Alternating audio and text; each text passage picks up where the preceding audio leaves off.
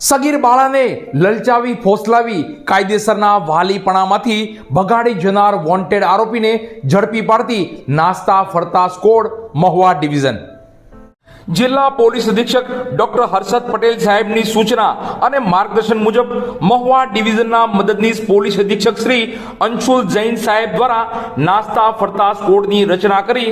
સતત જરૂરી સૂચના અને યોગ્ય માર્ગદર્શન આપી સગીર બાળાઓને લલચાવી ફોસલાવી લગ્નની લાલચ આપી કાયદેસરના વાલીપણામાંથી અપહરણ કરી નાસ્તા ફરતા આરોપીને ઝડપી પાડવા સૂચનાઓ આપેલ હોય, જે અન્વયે મહુવા ડિવિઝનના નાસ્તા ફરતા સ્કોડના પોલીસ સ્ટાફ દ્વારા મહુવા ટાઉન પોલીસ સ્ટેશનના ગુન્હામાં વોન્ટેડ આરોપી આજ દિન સુધી મળી નહીં આવતા નામદાર કોર્ટમાંથી CRPC કલમ 70 મુજબના વોરંટ મેળવી નાસ્તા ફરતા આરોપીને વ્યુમન તથા ટેકનિકલ સોર્સની મદદથી યોગેશ્વર સોસાયટી ગુલાબનગર જામનગર ખાતેથી પકડવામાં સફળતા મળેલ છે